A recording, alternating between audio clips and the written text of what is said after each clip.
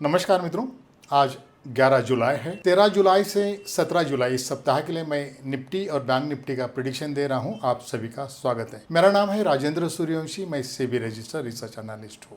मित्रों, मेरा एक पहला चैनल था राजेंद्र सूर्यवंशी स्टॉक मार्केट, उसको स्ट्राइक आया है। उस चैनल के ऊपर मैं कोई भी प्रेडिक्शन नहीं दे पाऊंगा, इस वजह से ये बैकअप दूसरा चैनल बनाया है। तो इसको भी उतना ही प्यार दीजिए और सब्सक्राइब करिए, जिससे आप कंटिन्यू मेरा प्रेडिक्शन वॉच कर सके। अगर कोई भी दिक्कत आती है चैनल को, तो हमारा फाइनेंशियल चैनल होता है, इस वजह से कोई भी मुंह से अगर कोई भी लफ्ज़ इधर उधर का निकल जाए तो यूट्यूब उसको स्ट्राइक दे देता है। कॉमन चैनल और हमारे चैनल में बहुत अंतर होता है, क्योंकि हम फाइनेंशियल सेक्टर से आते हैं। इस सप्ताह में और लास्ट सप्ताह में फ़र्क इतना ही है कि लास्ट सप्ताह में काफ़ी स्टेबिलिटी थी। ईरान और यूएस के बीच में सीज फायर हुआ था और क्रूड भी धीरे धीरे नीचे आ रहा था, और उस वजह से मार्केट ने एक रिदम पकड़ा था। 7-8% निफ्टी का ऊपर एक रैली हो चुका था, 10-12% बैंक निफ्टी में रैली हो चुका था, और ब्रेकआउट के नज़दीक यानी 24,600 के नज़दीक निफ्टी आके रुक गया था।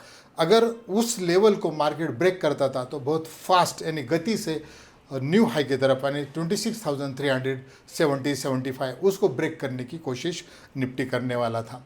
मगर उसी दौरान, उसी सप्ताह में, लास्ट वीक में ट्रंप ने फिर एक बार ईरान के साथ वार शुरू कर दिया है। अचानक इन दोनों देशों के रिश्ते में इस तरह का परिवर्तन आने की वजह से मार्केट जोर से गिरा था। जैसे ये न्यूज़ आई तो बुधवार को काफ़ी 500 पॉइंट के आसपास मार्केट गिरा, फिर गुरुवार को 100 पॉइंट के आसपास रिकवर हुआ, और कल फिर एक बार 200-250 पॉइंट मार्केट रिकवर हुआ। रिकवरी का सिलसिला कंटिन्यू रहेगा, ऐसा सारा संकेत है। ऑप्शन चेन का डेटा भी हम डिस्कस करेंगे, टेक्निकल चार्ट पूरा डिस्कस करेंगे, जो लेवल्स है वो सारा मैं आपको दिखा दूंगा। पहले हम वर्ल्ड मार्केट को समझते हैं कि वर्ल्ड मार्केट कैसे है। देखिए मित्रों, अब दुनिया एक साथ चलेगी ऐसा ही सीन बना है। तो दुनिया के मार्केट यानी यूरोपियन मार्केट, अमेरिकन मार्केट, सारे के सारे मार्केट पॉजिटिव दिखाई देते हैं। ये देखिए, ये यूएस के तीनों मार्केट पॉजिटिव दिखाई देते हैं, यूरोप के तीनों मार्केट पॉजिटिव दिखाई देते हैं, चाइना का और जापान का मार्केट भी पॉजिटिव दिखाई देता है। तो ये सारे मार्केट पॉजिटिव है। अगर ये सारे मार्केट पॉजिटिव रहते अगले वीक में, तो हमारा मार्केट भी इसको फॉलो कर सकता है। हाँ, ये बात ज़रूर है कि क्रूड के दाम बढ़े हैं और अनसर्टेनिटी है, मगर रिजल्ट सेशन शुरू हुआ है। टीसीएस का एक रिजल्ट्स अच्छा है, बैंक ऑफ इंडिया का रिजल्ट्स भी अच्छा आएगा, ऐसे संकेत हैं। देखते इस सप्ताह में काफ़ी कुछ रिजल्ट्स आएंगे, बड़े बड़े रिजल्ट्स आएंगे। तो रिजल्ट्स अगर अच्छा आते हैं तो Q2 के रिजल्ट्स के बेसिस पे मार्केट पॉजिटिव रह सकता है। इसमें खाली केवल क्रूड का ही दाम बढ़ा है, बाकी सारे दाम यानी एज इट इज़ है, बहुत ज़्यादा फर्क नहीं है। 5.5% से क्रूड के दाम बढ़ के 76 रुपीज़ के ऊपर क्रूड आ चुका है। बाकी की फैक्टर्स में कोई अंतर नहीं है, सारे की फैक्टर्स यानी माइक्रो और मैक्रो फैक्टर्स ठीक ठाक है, यहाँ से मार्केट को सपोर्ट मिल सकता है। अब हम एक्चुअल प्रिडिक्शन को शुरुआत करेंगे। मित्रों, अगर आपके पास अच्छा कैपिटल है और ऑप्शन राइटिंग करना चाहते हैं तो मेरे पास बहुत अच्छी स्ट्रैटेजी है। आप उसके लिए नीचे जो नंबर दिखाई देते हैं उसके ऊपर कॉल कर सकते हैं। मित्रों, बैंक निफ्टी और मिड कैप निफ्टी, इसमें हम इंट्राडे के ऑप्शन में सर्विस देते हैं। ये बहुत फ्रूटफुल सर्विस होती है। इसके अगर रिजल्ट्स आपको देखने हैं तो मेरा टेलीग्राम चैनल ज़रूर ज्वाइन करिए, और कंटिन्यू प्रिडिक्शन वॉच करने के लिए भी टेलीग्राम चैनल ज्वाइन करिए, जिसकी लिंक नीचे हमने इस वीडियो के नीचे ही दी है। अगर आप मार्केट को सीखना चाहते तो भी आपके लिए एक बहुत बढ़िया मौका है। मौका ऐसा है, ये 7 दिन का बेसिक टू एडवांस कोर्स है, केवल 500 रुपये चार्जेस है। 7 दिन 12 घंटे का ये कोर्स है, और ये बहुत डीप नॉलेज इसमें दिया है, बहुत डीप नॉलेज दिया है। 13 से 15 ऑप्शन ट्रेडिंग स्ट्रैटेजी डिस्कस किए। इसको ज्वाइन करिए, ये केवल आपको सिखाने के लिए मैंने बनाया है। तो चलो फिर एक बार हम प्रिडिक्शन के ऊपर आ जाते हैं। अब पहला सप्ताह हो चुका है जून महीने का, और देखिए EFI पॉजिटिव है, 4,500 रुपये नॉमिनल है मगर पॉजिटिव है। 11,000 DI का बाइंग का फिगर है, दोनों मिला के 16,000 करोड़ के आसपास बाइंग हुआ है, और 350 पॉइंट निफ्टी ऊपर आया है।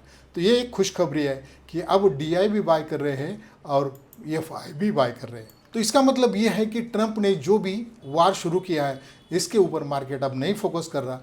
मार्केट यही सोच के कि जो भी चाहे वार हो, जो भी ईरान और यूएस के बीच में परिस्थितियां घटित हो वो बहुत ज़्यादा खराब नहीं होगी और उस वजह से मार्केट अपनी चाल चलेगा और अपनी खुद की चाल पॉजिटिव दिखाई देती है।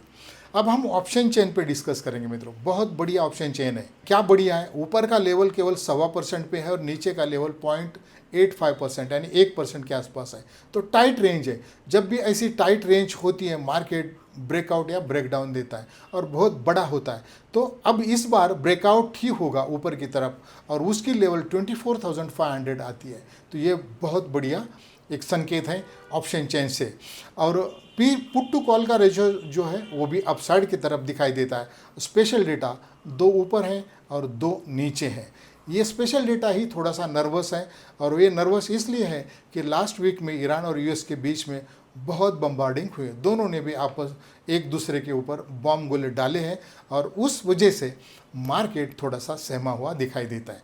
मगर फिर भी आपको बता देता हूँ कि मार्केट जो स्पेशल डेटा नीचे ये 2 दिखाई देते हैं वैसा नहीं जाएगा, इस तरफ मार्केट नहीं जाएगा।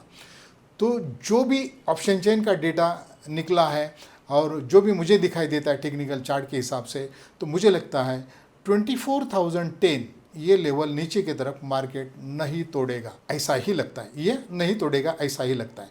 अगर कोई यूएस और ईरान के बीच में बड़ी वार छिड़ गई और बहुत ही घमासान युद्ध शुरू हुआ तभी मार्केट नीचे की तरफ जाएगा और फिर कहाँ तक जाएगा मुझे ये पता नहीं, मगर बहुत ज़्यादा नीचे के लेवल नहीं दिखाई देते। मैक्स टू मैक्स 23,800 की तरफ जाएगा, मगर ये ज़रा सीवियर सिचुएशन होने के बावजूद अभी फ़िलहाल जो है 24,010 ये लेवल नीचे की तरफ नहीं तोड़ेगा।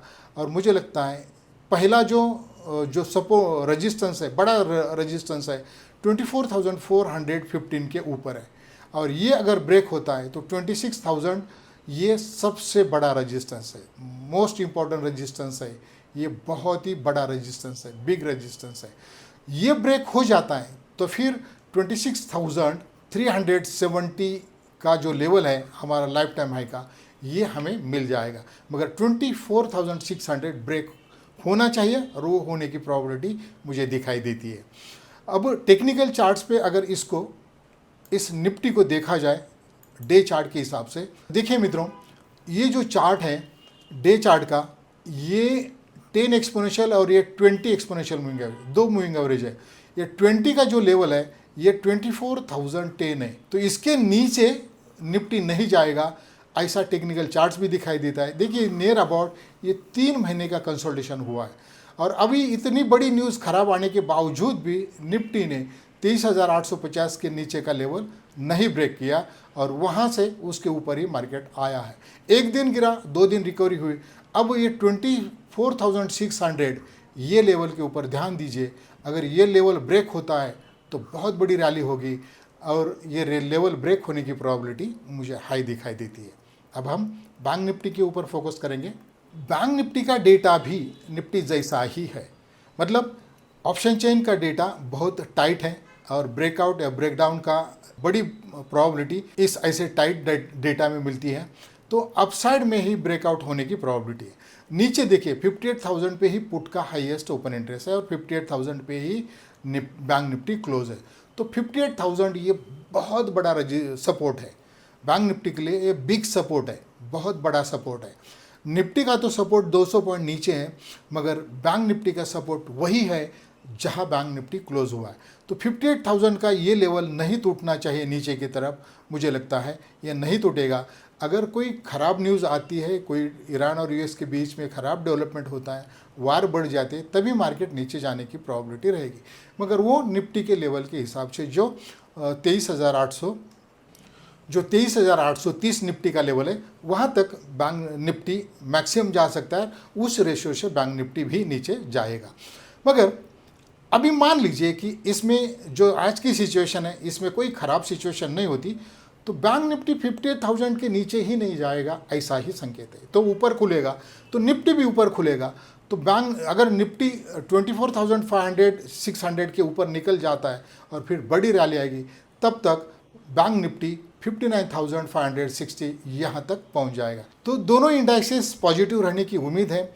हाँ, ये मैं भूला नहीं हूँ कि यूएस और ईरान के बीच में वार है, फिर भी बाजार जो सोच रहा है वो मैं आपको बता रहा हूँ। बाजार ये सोच रहा है कि चाहे ईरान और यूएस का वार चलते रहे, जैसे रशिया और यूक्रेन का वार चला था, जैसे इसराइल और हम गाज़ा पट्टी का वार चला था, वैसे ही ये भी वार चलता रहेगा और मार्केट ऊपर जाता रहेगा। डायरेक्शन जो जहाँ जितना मुझे दिखाई देता है डायरेक्शन पॉजिटिव है, तो ट्रेड पॉजिटिव होनी चाहिए, ऐसे ही सारे संकेत है।